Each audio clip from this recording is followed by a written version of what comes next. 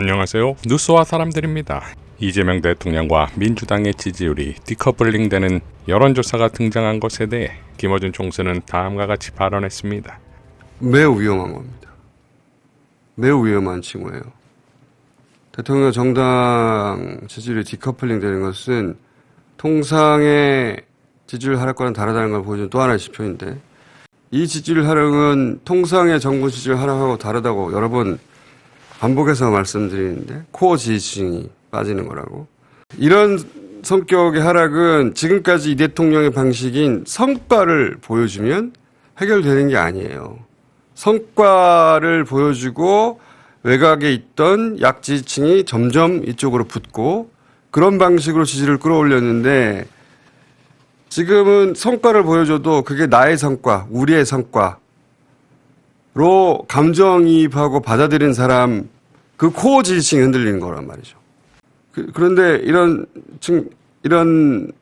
상황에서 대통령과 정당 지지율이 만약에 디커플링이 되잖아요. 네. 이건 아직 확실히 일어났다고 말할 수는 없는데, 그런 징후가 있는 조사가 발표돼서 이거 정말 위험한 신호다. 반드시 초장이 해결해야 됩니다. 이 대통령, 이 이재명 정부는 절대 실패해서는 안 되는 정부거든요. 어떻게 탄생했습니까? 우리 모두 얼마나 마음고생하며 여기까지 왔어요. 마음이 조마조마해서 실기하게 될까봐 반복해서 얘기하는 겁니다. 원인을 정확하게 알고 적시에 대응하면 얼마든지 반등합니다. 예. 자, 결국 코어 지지층의 실망이 심각한 것인데, 류근 시인은 다음과 같이 밝혔지요. 코어 지지층이 누구냐고요? 이젠 당대표 물러나라고 뒤흔들던 자들에 맞서 끝까지 함께 싸운 40.7% 민주진영의 시민들이 코어 지지층입니다. 그분들이 지금껏 친DJ, 친노, 친문, 친명을 이어오고 있는 것입니다. 물러나라고 가래침 받으며 핏대 올리던 53.8%의 반동들이 지금 낯을 싹 바꾼 뒤 친명팔이 뉘이재명이 되었습니다. 도리어 코어 지지층을 악마화하며 주인 노릇을 하고 있지요. 남의 둥지에 알 낳는 뻐꾸기가 다 고개를 흔들 일입니다. 문조털레의 멸칭으로 민주진영의 정통성을 훼손하고 가치를 거세하려는 공작은 성공하고 있는 게 분명합니다. 분열 책동이 먹히고 있습니다. 이재명 대통령의 성공이라는 거대한 레토릭을 앞세워 실체도 없는 혐오와 적개심을 유포하고 있습니다. 도대체 이재명 대통령의 성공이 무엇입니까? 그의 공약대로 검찰개혁, 언론개혁, 사법개혁의 완수 아닙니까? 내란 세력 척결 아닙니까? 민생경제 살리기 아닙니까? 집값 안정과 서민, 중산층 살리기 아닙니까? 그것이 진정한 이재명 대통령의 성공이고, 그래서 코어 지지층이 존재하는 것 아닙니까? 개와 늑대의 시간이라고 생각합니다. 민주진영 내부에 침투한 착세들의 난동에 휘말릴 이유가 없습니다. 좌고우면 하지 말고 애초에 기치로 내걸었던 이재명의 길을 가면 됩니다. 정의, 경로 수정이 필요하다면 솔직하고 담백하게 국민 앞에 설명하고 설득하면 됩니다. 진짜와 가짜를 구분하면 됩니다. 코어 지지층은 먹고 사는 문제도 중요하지만 가치와 신념도 아울러 중요한 사람들입니다. 함께 가지 않으면 또 땅을 치고 후회할 일이 생길 것입니다. 진심으로 그 참극을 염려하고 경계하는 것이 코어 지지층입니다. 라고 일갈했습니다. 자, 24일 정청래 대표는 사퇴 선언이자 출마 선언이자 민주당 내 분탕 세력들에 대한 선전포고를 했지요. 김대중의 역사, 노무현의 역사, 문재인의 역사를 자양분 삼아 이재명의 역사를 꽃피워야 합니다. 김대중, 노무현, 문재인, 이재명으로 이어지는 민주정부의 역사가 자랑스러운 대한민국의 역사입니다. 역사를 잊은 민족에게 미래는 없습니다.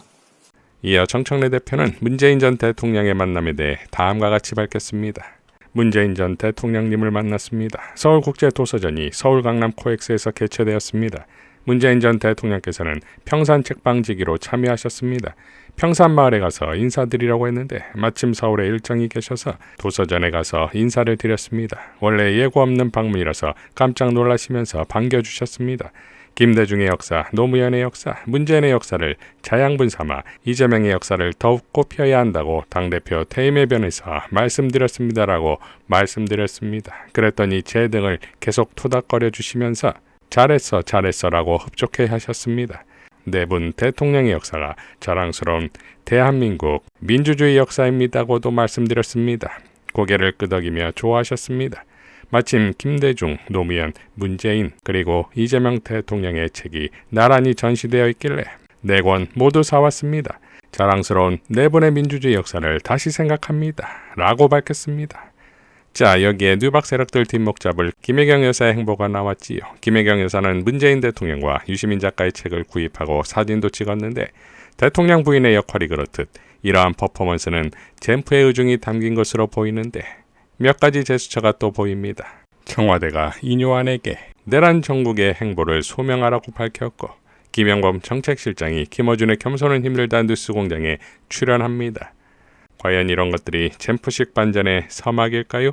자, 결국 지금 위기에서 당장 해야 할 것은 민주당의 가치를 중시하는 코어 지지층을 달래는 것이고 그러기 위해선 뉴이재명, 뉴박세력, 뉴파리들을 과감히 손절하고 민주당의 깃발이자 가치이자 상징인 검찰개혁을 즉시 완수해야 합니다. 일개 검사가 법무장관에게 일주일의 시간을 주겠다는 것이 검찰의 오만방자가 어떠한지를 검찰은 변한 것이 전혀 없음을 확인시켜주는 것이고 이를 방치한다면 그 결과는 뻔한 것이겠지요.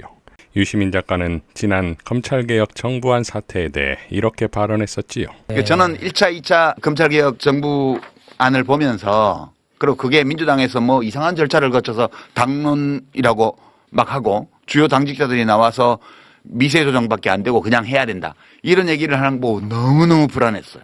이 검찰개혁 법안을 이렇게 통과를 시키게 되면 이재명 대통령은 스스로 자신을 당선시켰던 집권연합의 기반을 와해시키는 결과를 낼 우려가 있는 거예요. 그래서 저는 엄청 걱정했던 거고요. 그래서 오르락기를 불었던 건데. 네, 그래서 대통령께서도 이 점을 아시는 게 아닐까 이제. 그럼에도 불구하고 보안수사권 사태로 또 이런 상황이 왔고 급기야 코어 지지층까지 빠지는 것에 대해 유시민 작가는 강력히 비판할 수밖에 없겠지요. 겸공 포니퍼에 출연한 박은정 의원과 한동수 전 대검 감찰부장은 이렇게 발언했습니다. 지금 검찰이 저렇게 얘기하고 있어요. 민주당 전대 뒤에 새 지도부에 보고하겠다. 저 법조계 관계자가 검사거든요, 저게. 그 항상 검찰이 하는 언론 플레이에 검찰을 빼고 그 법조계 관계자라고 얘기를 하는데 보안사건 폐지, 당대표 선거 계기로 바뀔 가능성이 있다. 누가 당대표가 될지에 따라 개정 방향이 달라질 수 있다. 검찰은 저렇게 파악하고 있고 끝까지 포기하지 않는 거예요. 그러니까 민주당 전당대회에 검찰이 지금 개입하는 겁니다. 그리고 당대표 누가 되는가에 따라서 이것이 바뀔 수 있다고 검찰은 판단하는 거예요. 그렇게 믿고 판단해서 지금 이것이 늦춰지고 있는 것이 아닌가? 중요하겠다 아까 지금 당장 지금 즉시 법을 할 수 있는데도 불구하고 늦추겠다는 거는 수사권 폐지와 관련해 가지고 여지가 있는 것이 아닌가. 그래서 시간을 벌려고. 저는 지금 당장 하지 않으면은 민주당 전당대회 이후에 뭘 하겠다 뭐 이런 입장인 거는 그건 하지 않겠다는 거예요. 그러니까 나중에 하겠다는 거는 안 하겠다는 거하고 똑같은 거예요. 검찰개혁 추진단에게 제출해라. 당장. 네. 이라고 지시할 수 있는 권한을 가진 사람은 누굽니까? 대통령입니다. 행정부의 수반이시니까요. 대통령과 그리고 국무총리. 거기에서 이제 하시고, 이거는 이제. 지시하면 되는 거네요, 지금? 그렇습니다. 그 보고하고 결재되고 지시하는 사항입니다. 정청래 대표도 다음과 같이 또 세기를 박았지요. 보안수사권 전면 폐지, 지금 당장.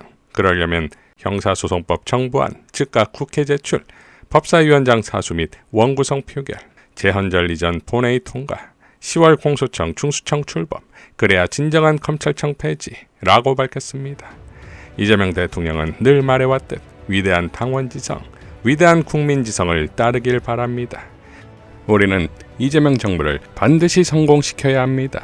이상 뉴스와 사람들이었습니다. 시청해 주셔서 감사드립니다.